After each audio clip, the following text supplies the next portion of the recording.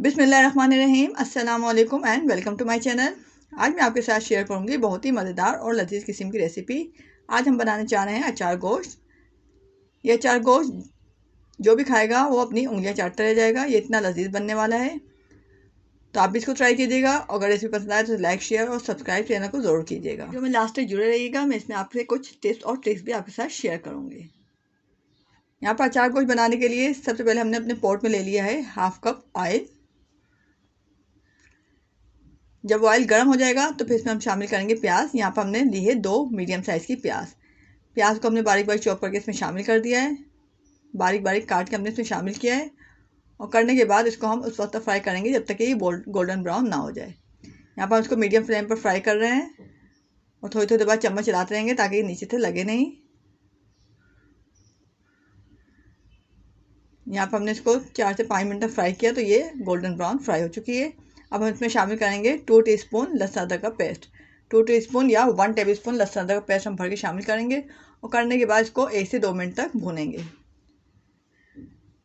अब लहसुन अदरक पेस्ट को भूनने के बाद अब हम इसमें शामिल करेंगे गोश्त।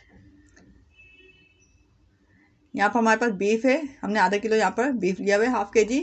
इसको भी शामिल करके हम इसको 4 से 5 मिनट तक भूनेंगे, यहाँ तक कि ये जो है अपनी इसकी स्मेल सारी ख़त्म हो जाए और इसका पानी जो है वो ड्राई हो जाए। तो हम इसको 4 से 5 मिनट अच्छी तरह भून लेंगे। थोड़ी देर बाद चम्मच चलाते रहेंगे और चम्मच चलाते हुए भी हम इसकी प्याज जो है वो आहिस्ता आहिस्ता मैश करते रहेंगे ताकि हमारी प्याज भी इसी स्टेज में थोड़ी मैश हो जाए। 4 से 5 मिनट तक इसको भूनने के बाद अब इसमें शामिल करेंगे स्पाइसेस। स्पाइसेस हम इसमें शामिल कर रहे हैं हाफ़ टी स्पून पिसी लाल मिर्च, हाफ़ टी स्पून नमक, 2 टेबल स्पून अचार गोश्त मसाला और 2 टेबल स्पून हमने यहाँ पर ज़ीरा और साबित धनिया को भून कर कोट के इसमें शामिल किया है।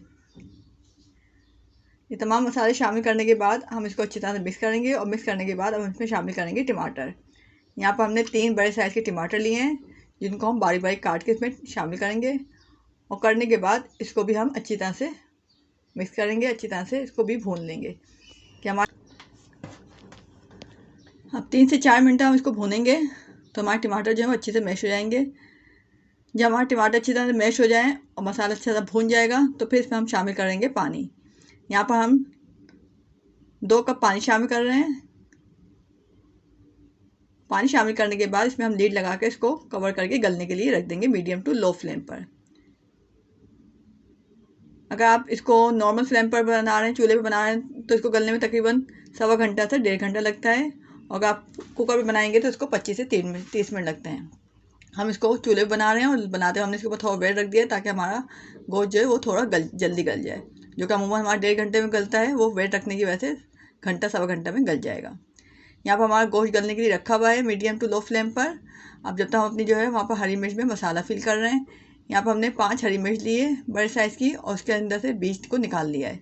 निकालने के बाद हमने यहाँ पर अचार गोश्त मसाला लिया है और लेने के बाद इसमें हमने शामिल किया है 1 टीस्पून सिरका। अगर आपके पास नींबू मौजूद है इसमें नींबू शामिल कीजिए, अगर नींबू मौजूद नहीं है तो आप इसमें सिरका शामिल कर सकते हैं। यहाँ पर हमने इसमें सिरका शामिल करके इस मसाले को हम तमाम मिर्चों में फिल कर लेंगे। यहाँ पर मैंने 5 हरी मिर्चें ली है, अगर आप ज़्यादा लेना चाहें तो ज़्यादा भी शामिल कर सकते हैं। मिर्चों में मसाला फिल करते वक्त इस बात की एहतियात कीजिएगा कि आप थोड़ा गिलास अगर मौजूद है तो गिलास पहन लीजिए। यहाँ पर मैं गिलास पहनना भूल गई थी, लिहाजा मेरे हाथ में जो है वो काफ़ी देर तक जलन होती रही है मिर्चों की वजह से। तो आप इसकी एहतियात कर लीजिएगा कि इसमें गिलास पहन के मसाला शामिल करें। अच्छा, यहाँ पर हमने 1.25 घंटे बाद अपना गोश्त चेक किया तो हमारा गोश्त जो है वो अच्छी तरह से गल चुका है और पानी भी तकरीबन ड्राई हो चुका है। अब थोड़ा बहुत पानी रह गया है उसको हम ढक्कन हटाकर इसको ड्राई कर लेंगे मीडियम फ्लेम पर। यहाँ पर हम इसको मीडियम फ्लेम पर ड्राई कर रहे हैं तो हमारा जो पानी जो है वो अच्छी तरह ड्राई हो चुका है।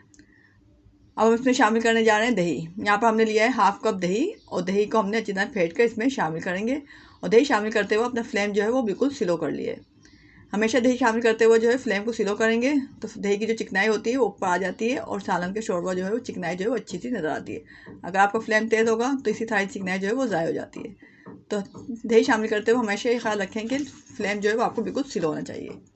दही शामिल करने के बाद इसको हमने कवर करके 10 मिनट तक और पकाया तो हमारा ये जो है वो अच्छा सा भून गया है। अब इसमें हम शामिल करेंगे आखिर में हरी मिर्चें। जो हमने हरी मिर्चों मसाला भर के रखा था वो इसमें हमने शामिल कर दी और करने के बाद हम इसमें आधे कप से लेकर क्वार्टर कप इसमें हम पानी शामिल करेंगे, ताकि हमारा ये मसाला बहुत ड्राई है उसमें थोड़ा सा सलसल हो जाए। तो हमने आधा कप पानी शामिल करके इसको कवर करके 10 से 15 मिनट तक मज़ीद पकाया। तो यहाँ पर हमारा जो है वो अचार गोश्त बिल्कुल रेडी हो चुका है। तो आप भी इसी तरह इसको तैयार कीजिएगा। अगर आपको रेसिपी पसंद आए और अगर चैनल पर हैं तो चैनल को सब्सक्राइब कीजिएगा। उम्मीद है आपको ये रेसिपी पसंद आई होगी। Thank you for watching. अल्लाह हाफिज़।